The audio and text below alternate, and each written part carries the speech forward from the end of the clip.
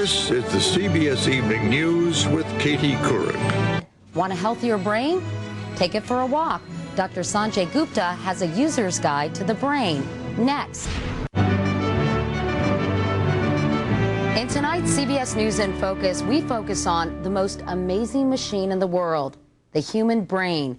Emily Dickinson wrote, "It's wider than the sky and deeper than the sea." Actually, an adult brain weighs only about 3 pounds.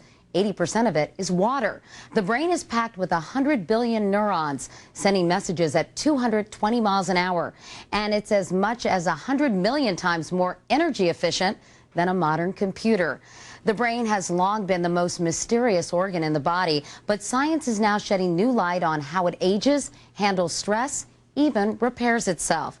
So tonight we explore the newest frontiers in brain research as we begin a CBS News Time magazine series we're calling A User's Guide to the Brain.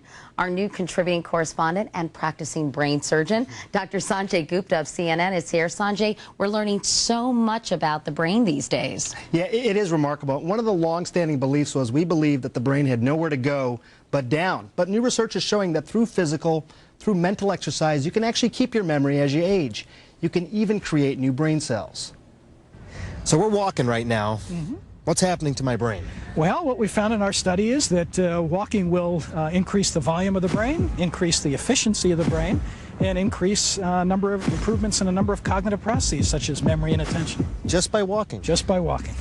Professor Arthur Kramer of the University of Illinois in Urbana is part of a revolution, challenging a long-held belief in the world of neuroscience, that the brain is hardwired, fixed, immutable. He says changing the size and the function of your brain is as easy as taking a few steps. We walk at 40 minutes. 78-year-old Grace Miller walked 3 days a week for 6 months. Have you noticed the difference? I really think so. My husband and I, we kind of try to remember things. Lately, I've been doing all the answering.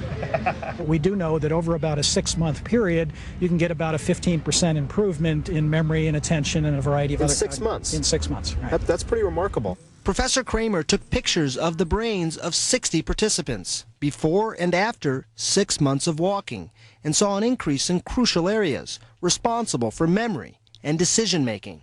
I was surprised at how much plasticity, how much flexibility older brains have, because the general belief up until about a decade or so ago was that, that brains deteriorated as we age. That's not true. Not true at all. Plasticity. It's the actual strengthening of connections between neurons, stopping, yes, even reversing memory loss. Physical exercise helps, and so do mental exercises. The brain is actually revising itself. It's actually plastically changing itself as you develop new skills and abilities, as you learn new things. Professor Mike Merzenek of the University of California, San Francisco has in many ways turned neuroscience on its head by championing this idea of plasticity. He has even developed a computer program called Brain Fitness, which is commercially available for almost $400. Users make thousands of decisions per hour. The result? Possibly a mind that is 10 years younger.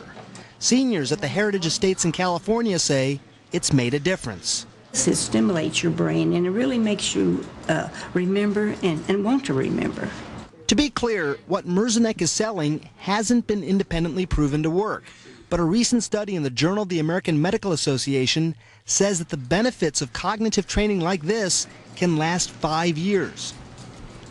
You know, without question, there's also already lots of good reasons to exercise. We already know that. But this idea that you could actually train the most important muscle of all, your brain, that's coming to reality. People are starting to believe this. I tell you, I'm going to hit the treadmill when I get home, Sanjay. Meanwhile, what about people who are already suffering from dementia or Alzheimer's? Can mental and physical exercise restore their memory? Well, here's what we know. Once you get to the stage of Alzheimer's, probably not. At least there's no studies to indicate that you could. But in people who are starting to develop Alzheimer's, who have early cognitive problems, the answer is yes. And the most exciting thing, I think, Katie, is that you can actually measure that. These scans show those areas of the brain responsible for memory actually growing in response to physical and mental exercise. So yes, there's hope for people who may have early Alzheimer's or early dementia. It really is exciting. Yeah. Sanjay Gupta, again, welcome. So happy to have you here. Thanks for having me. joining me. Our CBS News Time Magazine series, A User's Guide to the Brain, continues tomorrow here on the CBS Evening News with some amazing new science that may allow the blind to actually see with their tongues. And tomorrow morning on the early show, how a brain-injured woman spoke for the first time in 20 years. You can find more in-depth reporting in the next issue of Time Magazine, hitting newsstands Friday.